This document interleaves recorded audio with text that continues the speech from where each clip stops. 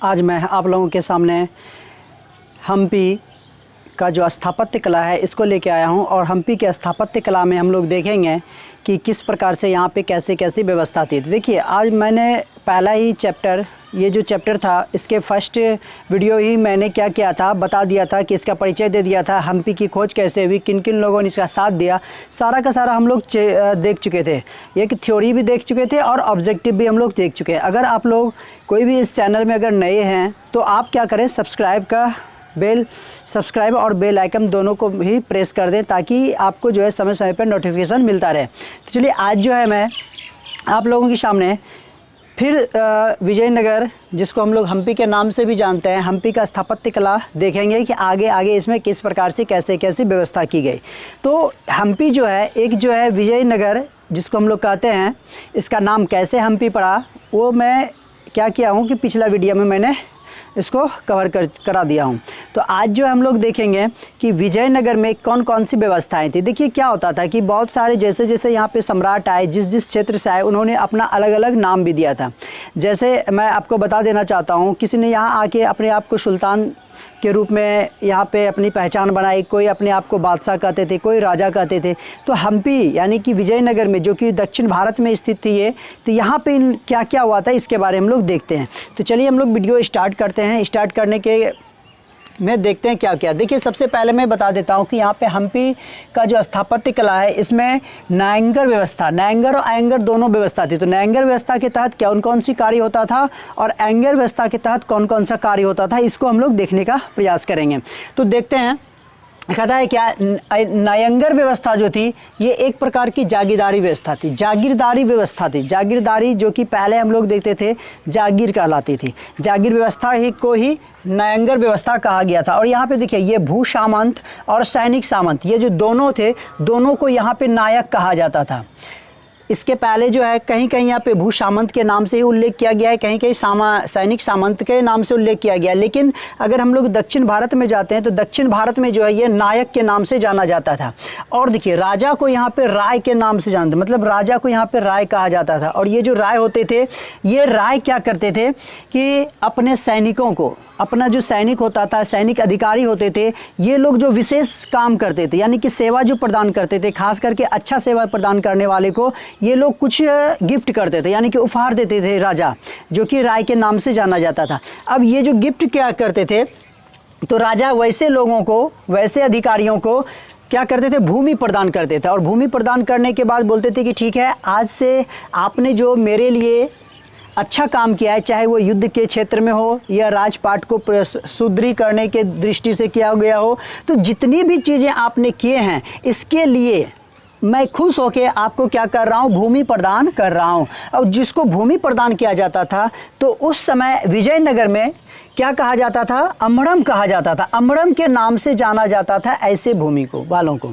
तो ये जो अमड़म कहा जाता था, ये भूमि को याद रखिएगा आप लोग, भूमि को। उसके बाद ये जो प्राप्तकर्ता होते थे, यानी कि जैसे मान के चलिए कि मैंने राजा के लिए बहुत ही अच्छा काम किया और उसके बदले में हमको क्या हुआ, भूमि प्रदान की गई। और भूमि प्रदान की गई तो अब वो जो भूमि कहलाएगी वो अमरम कहलाएगी, और हम जो कहलाएंगे, मतलब प्राप्तकर्ता जो होगा वो अमर नायक कहलाएगा।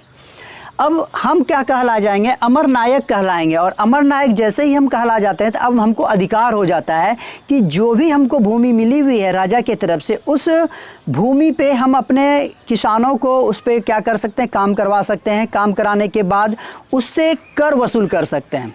और कर वसूल करने के बाद जो है हम लोग ये किसानों से कर वसूलने का काम दिया जाता था किसको, अमर नायक। और अमर नायक क्या करते थे, वो समय समय पे जो राय का होता था दरबार, यानी कि राजा का जो दरबार होता था, एक वर्ष में उसको उपहार देना पड़ता था, यानी कि गिफ्ट करनी पड़ती थी राजाओं को कि चलिए आपको मैं क्या कर रहा हूँ, आपने जो मुझे इतनी खुशी हो के दिए हैं तो उस पर हम आपको क्या कर रहे हैं, एक वर्ष में उपहार देने का भी काम किया जाता था। तो उपहार वगैरह काम करने का काम होता था। तो अब यहाँ पे उपहार देने का काम होता था। एक मिनट,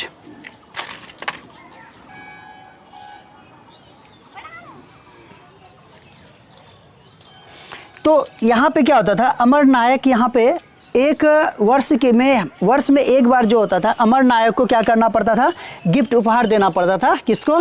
तो विजयनगर के जो राजा होते थे उसको। तो ये कहलाता था नयंगर व्यवस्था। नयंगर व्यवस्था में ये प्रमुख बातें थी। अब हम लोग देखते हैं अयंगर व्यवस्था।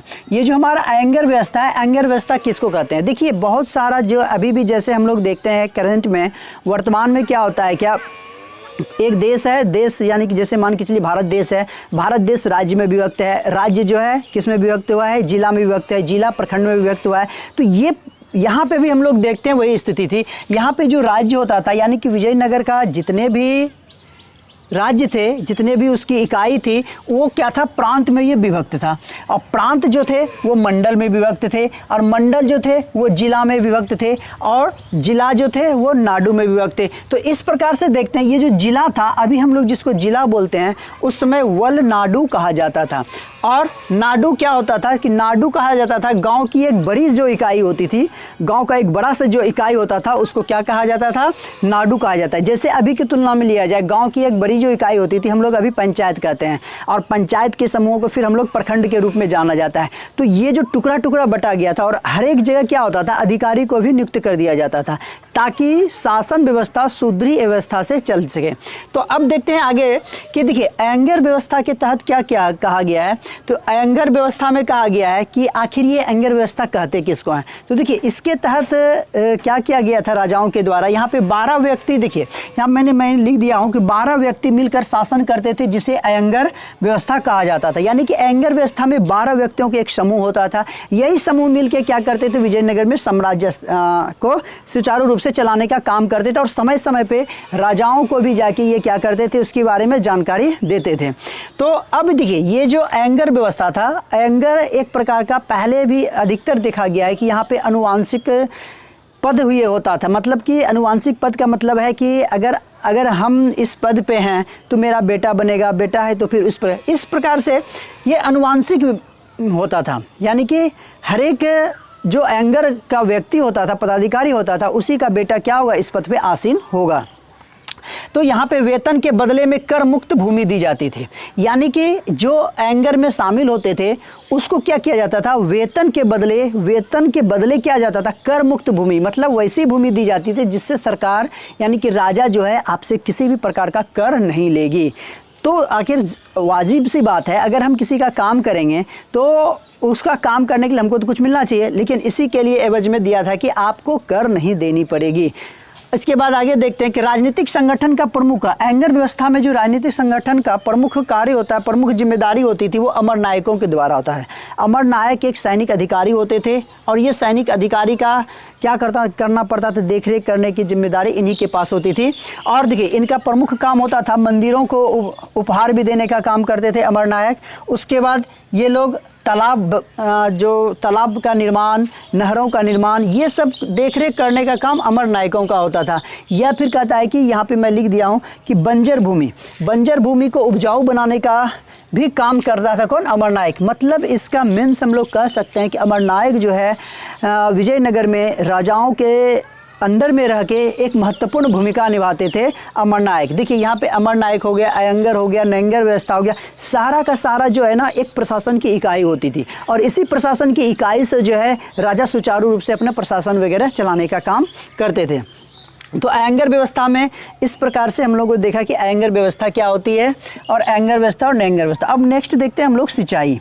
ये जो मैं सिंचाई व्यवस्था करता हूँ, तो देखिए अगर चूँकि हम लोग जानते हैं, मैंने पिछला वीडियो में ही बताया था कि ये जो इस जगह थे, ये रायचूर दोआब जो जगह थी, ये तुंगभद्रा और कृष्णा नदी के बीच में स्थित थी। और ये जो दोनों नदियों के बीच में स्थित होने के कारण चूँकि उपजाऊपन, और इस इलाका ये उपजाऊ था, सर्वाधिक उपजाऊ था, जिसके कारण हमेशा लोग संघर्ष करते रहते थे।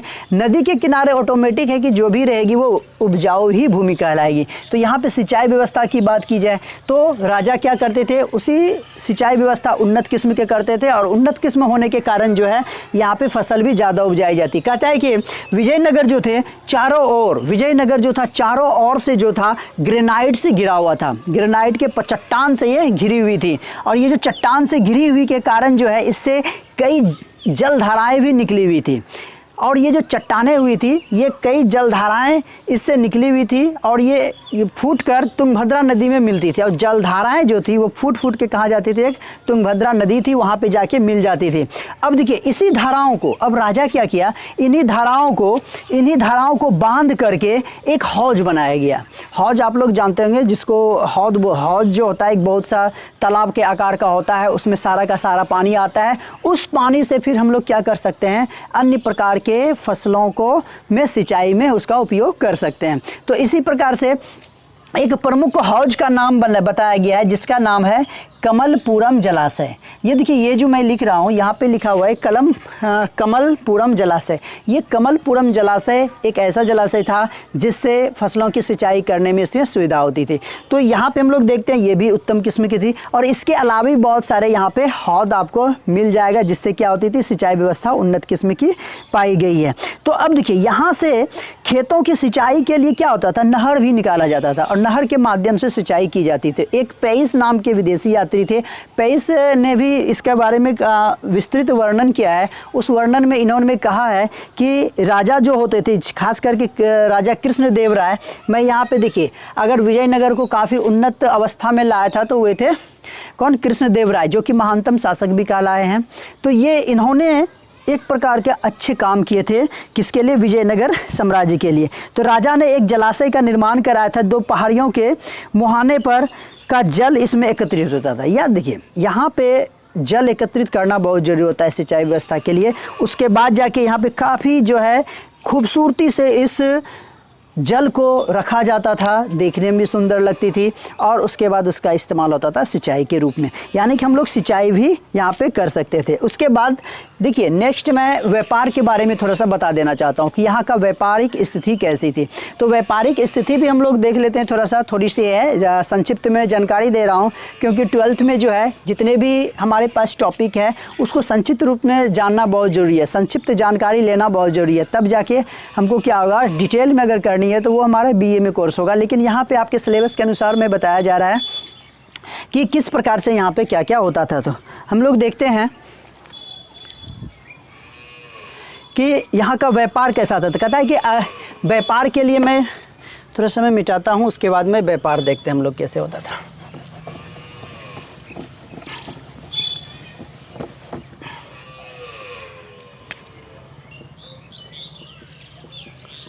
व्यापार के बारे में कुछ पॉइंट को लेके चल रहा हूँ, वो देखने का आप लोग प्रयास कीजिए।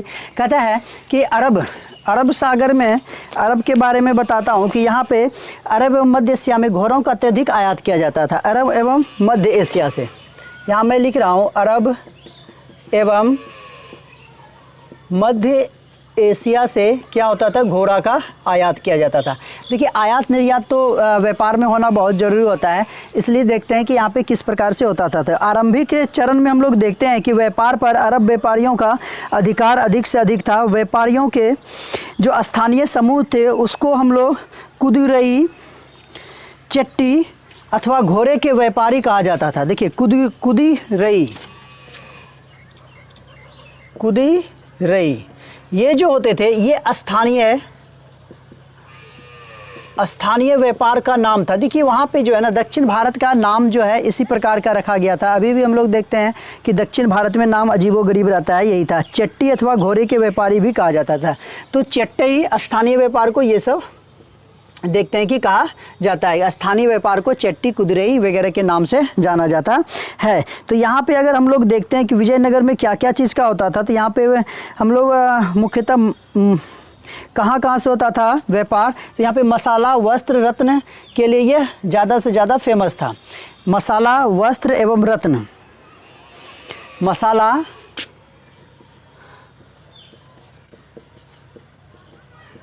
वस्त्र और रत्न, ये सब के लिए जो है ना विजयनगर ज़्यादा से ज़्यादा फेमस था, क्योंकि भारत में जो है मसाला का जो ज़्यादा प्रयोग किया भी जाता था। तो इसी प्रकार से साम्राज्य का व्यापार जो हम लोग देखते हैं बर्मा, पुर्तगाल, चीन, अरब, अफ्रीका से होता था। और यहाँ पे कपड़ा, चावल, लोहा, चीनी, मसाले, इन सबों का निर्यात भी होता था, जबकि तांबा और आभूषण का आयात होता था।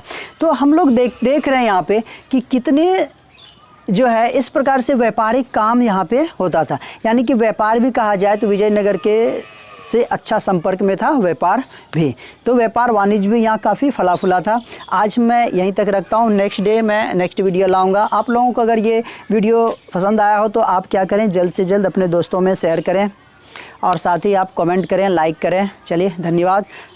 उम्मीद करता हूँ आप लोगों को समझ में आएगी। अगर किसी भी प्रकार की आप लोगों को दिक्कत होती हो तो आप कमेंट ज़रूर करें। कमेंट के माध्यम से मैं और भी बेहतर करने का प्रयास करूँगा। धन्यवाद।